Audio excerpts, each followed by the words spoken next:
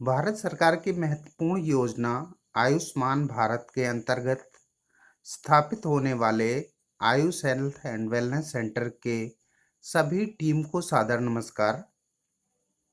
जैसा कि आप सभी को पता है, ये सत्र Ayush health and wellness centre को संचालित करने के लिए टीम को तकनीकी रूप से सशक्त बनाने के लिए इस ट्रेनिंग सत्र का आयोजन किया जा रहा है। यह योजना पूर्व में स्वास्थ्य विभाग के अंतर्गत ही संचालित हो रही थी। अभी भारत सरकार ने निर्णय लिया है कि स्वास्थ्य सेवाओं में समानांतर रूप से आयुष सेवाओं को भी जोड़ा जाए, जिससे ज़्यादा से ज़्यादा जनमानस को आयुर्वेद, योग आदि आयुष सेवाओं का लाभ मिल सके। इसी क्रम में सबसे पहले हम लोग बात करेंगे राष्ट्रीय आयुष मिशन की। जैसा कि आप सभी लोग जानते हैं कि आयुर्वेद और योग सहित हमारी जितनी भी प्राचीन चिकित्सा पद्धतियां हैं, वो बरसों पुरानी शास्त्र आधारित हमारे आचार्यों द्वारा निर्मित सशक्त चिकित्सा पद्धतियां हैं, जिसे कालांतर में विभिन्न शोधों द्वारा भी सिद्ध किया जाता रहा है। इसी को ध्यान में रखते हुए अभी सिर्फ भारत ही नहीं, विश्व में भी, संपूर्ण विश्व में आयुर्वेद और योग चिकित्सा सेवा में एक सशक्त योगदान दे रहा है। इसी क्रम में सबसे पहले हम लोग जानेंगे कि राष्ट्रीय आयुष मिशन क्या है और भारत में आयुष सेवाओं को सशक्त करने के लिए सरकार के स्तर पर क्या क्या कदम उठाए गए हैं। तो जैसा कि आप सभी लोग जानते हैं कि आयुर्वेद हो या आयुष की अन्य पद्धतियां जैसे योग, सिद्ध, यूनानी आदि हों, उन सबका जो मुख्य लक्ष्य होता है वो स्वास्थ्य की रक्षा के साथ रोग का उपचार होता है। सबसे पहले स्वास्थ्य की रक्षा पर ही जोर दिया जाता है। आयुर्वेद में कहा भी गया है, स्वस्थस्य स्वास्थ्य रक्षणम आतुरस्य विकार प्रशमनम च। मतलब स्वस्थ व्यक्ति के स्वास्थ्य की रक्षा सबसे पहले की जाती है और उसके बाद अगर कोई व्यक्ति रोगी हो जाता है तो उसके रोग की चिकित्सा की जाती है। तो आयुष को एक होलिस्टिक हेल्थ केयर, एक संपूर्ण चिकित्सा पद्धति के रूप में देखना चाहिए, जिसका कार्य है प्रिवेंशन ऑफ द डिजीज, रोग को होने से रोकना, आयुष सर्विसेज को प्रमोट करना और उसको प्रमोशन के साथ में उसके अंदर सस्टेनेबिलिटी लाना। यानी कि अगर कोई आयुष चिकित्सा को प्रयोग कर रहा है तो उस चिकित्सा को लगातार वो उपयोग में लाता रहे। इस तरह से जो होलिस्टिक हेल्थ केयर आयुष का अप्रोच रहा है, सरकार की जो योजनाएं रही हैं, वो एक ऐसा वातावरण तैयार करना रहा है जिससे कि सभी लोगों को आयुष हेल्थ सर्विसेज का लाभ मिल सके। सबसे पहले भारत में नेशनल हेल्थ पॉलिसी 1983 में आई, जिसमें आयुष को हेल्थ केयर डिलीवरी सिस्टम में सम्मिलित किया गया। सभी राष्ट्रीय स्वास्थ्य कार्यक्रमों में आयुष की सहभागिता को सुनिश्चित किया गया। उसके बाद नेशनल हेल्थ पॉलिसी 2002 में आयुष के क्षेत्र में, आयुर्वेद, योग आदि के क्षेत्र में अनुसंधान को बढ़ावा देने के लिए प्रयास किया गया। इसी तरह आयुष से जुड़े हुए सभी प्रैक्टिशनर्स को नेशनल पॉपुलेशन पॉलिसी 2000 के अंतर्गत उन सभी प्रोग्राम्स में सम्मिलित करने का प्रयास किया गया जो नेशनल पॉपुलेशन पॉलिसी 2000 के द्वारा संचालित की जाती थी। इसी तरह 2002 में national policy on Indian system of medicine and homoeopathy आई, जिसके द्वारा आयुष चिकित्सा पद्धति के आयुष की सभी चिकित्सा पद्धतियों के इंक्लूसिव ग्रोथ की बात की गई, जिससे कि इन चिकित्सा पद्धतियों का निरंतर विकास हो और इसकी सेवाएं सभी जनमानस को समान रूप से उपलब्ध हो सके। आयुष की सेवाओं के लिए जिस चीज पर सबसे महत्वपूर्ण ध्यान दिया गया, वो जैसा कि मैंने पहले बताया कि आयुष की सभी सेवाएं, आयुष चिकित्सा की सेवाएं सभी लोगों को आसानी से उपलब्ध हो सके, यह प्रयास किया गया। साथ ही योग चिकित्सा को स्कूल और कार्य करने के स्थान पर उसको इंट्रोड्यूस किया गया। साथ ही इस क्षेत्र में प्रिवेंटिव और प्रमोटिव मेजर्स के लिए अनुसंधान पर बढ़ावा देने का कार्य किया गया। साथ ही जो ग्रॉस लेवल के हेल्थ वर्कर्स हैं उनको आयुष की सेवाओं से जानकारी दी गई, उनकी जानकारी दी गई, उनको रीओरिएंटेशन ट्रेनिंग आदि की व्यवस्था की गई। साथ ही आयुष चिकित्सा से जुड़े हुए चिकित्सकों आदि को ब्रिज कोर्स के माध्यम से population based health care delivery के लिए प्रशिक्षित किया गया। इस प्रकार जो नेशनल आयुष मिशन का, राष्ट्रीय आयुष मिशन का जो मुख्य उद्देश्य रखा गया, उसमें आयुष सेक्टर को स्वास्थ्य सेवाओं के साथ में उसके एजुकेशनल इंफ्रास्ट्रक्चर को, शैक्षिक संरचना को मजबूत करना, इसके साथ में किसी भी चिकित्सा पद्धति को सस्टेनेबल करने के लिए, उसके कॉन्टिन्यूम को बरकरार रखने के लिए औषधियों का गुणवत्ता युक्त होना जरूरी है, इफेक्टिव होना जरूरी है। कोई भी यदि आपसे चिकित्सा करवाता है तो यदि आपकी औषधि गुणवत्ता युक्त होती है तभी वह दोबारा आपसे फॉलोअप के लिए आएगा, दोबारा से वह आपके पास चिकित्सा के लिए आएगा। इसीलिए नेशनल आयुष मिशन में क्वालिटी कंट्रोल पर भी बहुत जोर दिया गया। इसके साथ ही चूँकि ज़्यादातर औषधियाँ, आयुर्वेद की औषधियाँ या आयुष सिस्टम की औषधियाँ वनस्पतियों द्वारा निर्मित होती हैं, इसीलिए मेडिसिनल प्लांट्स के डेवलपमेंट के लिए, उसके कॉमर्शियल कल्टीवेशन के लिए भी इस मिशन के द्वारा प्रयास किया गया।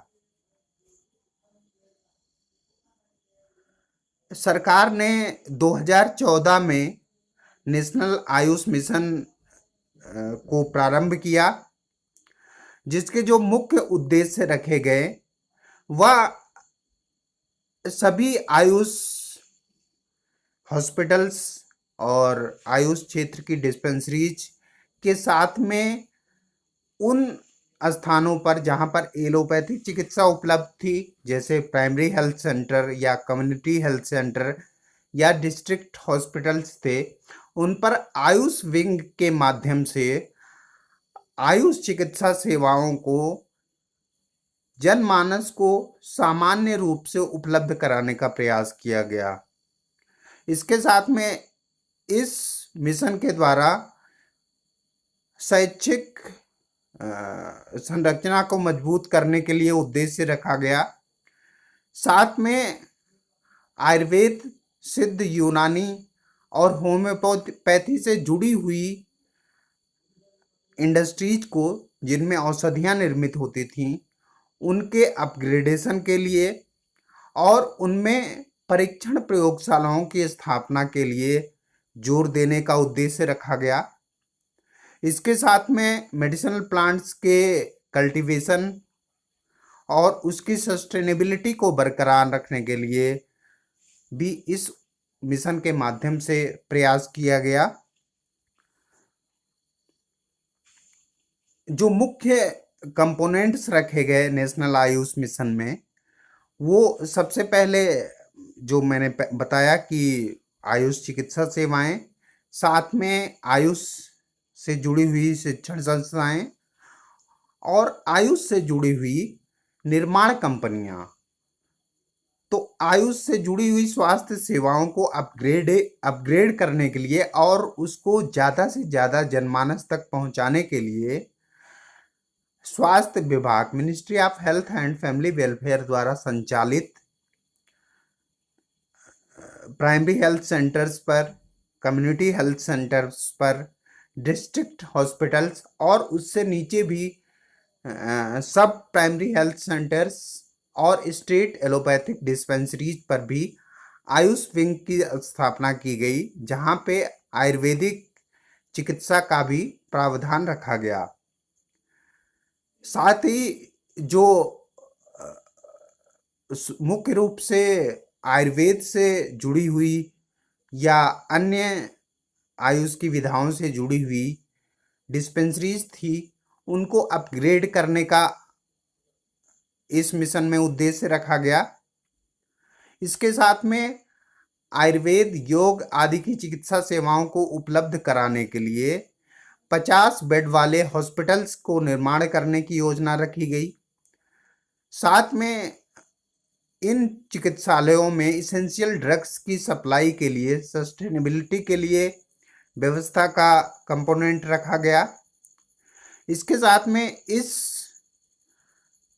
मिशन के अंतर्गत उन स्थानों पर जहां पर स्वास्थ्य सेवाएं आसानी से उपलब्ध नहीं हो पाती, उन जगहों पर पब्लिक हेल्थ आउटरीच एक्टिविटीज के माध्यम से, विभिन्न स्वास्थ्य शिविरों के माध्यम से या अन्य क्रियाकलापों, योग शिविर आदि के माध्यम से आयुष ग्राम की स्थापना करके स्कूलों में आयुष से संबंधित हेल्थ के प्रोग्राम्स चला के आयुष की सेवाओं को ज़्यादा से ज़्यादा लोगों तक पहुंचाने के लिए प्रयास किया गया। इसके साथ में आयुष की शिक्षा व्यवस्था को सुधारने के लिए अंडर ग्रेजुएट और पोस्ट ग्रेजुएट इंस्टीट्यूशंस को अपग्रेड किया गया। वहाँ फैकल्टी और इंफ्रास्ट्रक्चर डेवलपमेंट का प्रावधान रखा गया। सरकारी क्षेत्र में नए एजुकेशनल इंस्टीट्यूट खोलने का प्रावधान रखा गया।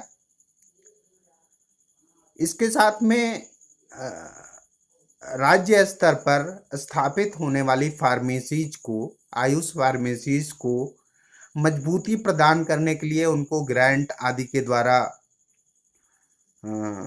सुदृढ़ किया गया। साथ में अलग से drug testing laboratories, commercial drug testing laboratories और साथ ही जो इस्टेब्लिश्ड फार्मा कंपनीज हैं उनमें in house quality control laboratories की स्थापना के लिए भी इस मिशन के माध्यम से व्यवस्था की गई। साथ में नेशनल मेडिसिनल प्लांट बोर्ड और स्टेट मेडिसिनल प्लांट बोर्ड की सेवाओं को नेशनल आयुष मिशन में संलग्न करते हुए औषधीय पौधों की व्यावसायिक खेती के साथ में नर्सरी निर्माण आदि कार्यों में भी विभिन्न प्रकार के इंसेंटिव, सब्सिडी, ग्रांट आदि की व्यवस्था इस मिशन के माध्यम से की गई। इसके साथ में नेशनल आयुष मिशन के कंपोनेंट्स में जो मुख्य रूप से शामिल रहे, आयुष वेलनेस सेंटर्स की स्थापना, जिनमें योग, नेचुरोपैथी आदि चिकित्सा सेवाओं का विस्तार किया गया। इसके साथ में टेलीमेडिसिन को भी आयुष की सेवाओं से जोड़ा गया। स्पोर्ट्स मेडिसिन में आयुष की उपयोगिता के लिए उसको स्पोर्ट्स मेडिसिन के साथ जोड़ा गया। आयुष सिस्टम में नई खोजों के लिए प्रयास किया गया। साथ ही मेडिसिनल प्लांट के क्षेत्र में, औषधीय पौधों के क्षेत्र में अनुसंधान को बढ़ावा देने का प्रयास किया गया। साथ ही बहुत सी आईसी एक्टिविटीज के द्वारा पॉपुलेशन में जनमानस में जागरूकता लाने का प्रयास किया गया। उनको विभिन्न प्रकार के माध्यमों से, प्रचार के माध्यमों से, रिटन, विजुअल या वर्बल माध्यमों से इस मिशन के माध्यम से प्रयास किया गया, उन कंपोनेंट्स को रखा गया। साथ ही मार्केट प्रमोशन मार्केट इंटेलिजेंस और मार्केट में आयुष सेवाओं के इंटरवेंशंस के के लिए प्रयास किया गया। साथ ही जिन फार्मा कंपनीज में अपनी खुद की इस्टेब्लिश्ड लैब नहीं थी, उनके द्वारा कराए जाने वाले टेस्टिंग के रिएम्बर्समेंट का उनको वापस लौटाने की व्यवस्था की गई। साथ में मेडिसिनल प्लांट्स कॉमर्शियल खेती करने वाले किसानों के मेडिसिनल क्रॉप के इंश्योरेंस की व्यवस्था की गई। इस प्रकार इस नेशनल आयुष मिशन के माध्यम से आयुष सेवाओं को अधिकतर लोगों तक पहुंचाने के लिए व्यवस्था की गई। इसके साथ में जो मुख्य चीज़ों पर जिन पर ध्यान दिया गया वो promotive and preventive health care Ayush के द्वारा किस प्रकार हो सकता है, किस प्रकार लोग रोग होने से पहले ही अपना बचाव कर सकते हैं, इस पर ज़्यादा ध्यान दिया गया। साथ ही स्कूल हेल्थ प्रोग्राम के माध्यम से स्वास्थ्य सेवाओं को अधिकतम लोगों तक पहुंचाने का प्रयास किया गया। पब्लिक हेल्थ आउटरीच एक्टिविटी के बारे में पूर्व में बताया मैंने। इसी तरह आयुष ग्राम की स्थापना का और लोगों में बिहेवियर चेंज के माध्यम से, एक धारणा परिवर्तन के माध्यम से आयुष सेवाओं के प्रति जागरूक करने का प्रयास किया गया। साथ ही इस योजना के माध्यम से जो फंडिंग की व्यवस्था की गई वो दो प्रकार से फंडिंग की, एक केंद्र सरकार द्वारा ग्रांट इन एड के रूप में और कुछ स्टेट का शेयर रखा गया इस योजना के तहत।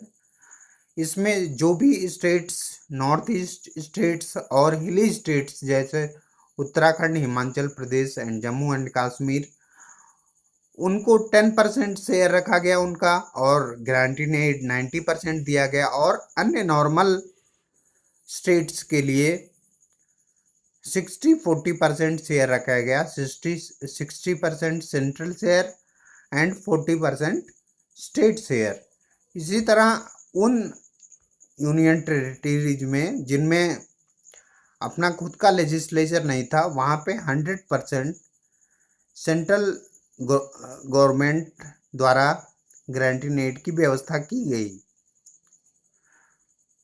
नेशनल आयुष मिशन का जो ऑर्गेनाइजेशनल स्ट्रक्चर किस प्रकार संचालित किया जाता, उसका जो स्ट्रक्चर बनाया गया, उसमें जो मिनिस्ट्री ऑफ आयुष के माननीय सेक्रेटरी वो मिशन डायरेक्टर के रूप में एक ऑफिसियो इंचार्ज बनाए गए। उसके साथ में उनके अंडर में एक अप्रेजल कमेटी और उसके बाद नेशनल प्रोग्राम मैनेजमेंट यूनिट, जिसके द्वारा सभी योजनाओं एवं प्रस्ताव का निर्माण अप्रेजल कमेटी के पास भेजकर उसको अप्रूव कराने का काम किया जाता। इसी तरह स्टेट लेवल पे chief secretary ex officio Ayush mission के chairperson and like center in states, there should also be state program management unit.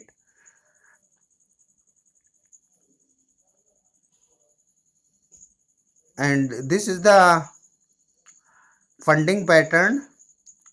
Central government treasury route through RBI, to state governments central share, and by state government their own share. This goes to state Ayush society and further it goes to implementing agencies.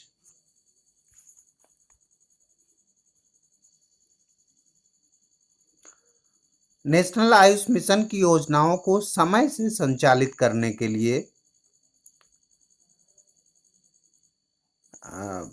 Budget provisions को रखा गया। State का allocation भी कितना होगा budget में उसको रखा गया। Budget provision by the state UT governments along with matching state share, preparation and submission of state annual plan by the state Ayush society. इसमें स्टेट आयुष सोसाइटी द्वारा पहले से ही जो एनुअल एक्शन प्लान है आयुष सेवाओं को संचालित करने का वो बनाना होगा। साथ ही सेंट्रल गवर्नमेंट द्वारा उस एक्शन प्लान का अप्रूवल और गारंटी एड का रिलीज करना, फिर ट्रेजरी के माध्यम से सभी स्टेट गवर्नमेंट्स को फंड रिलीज करना। इसके बाद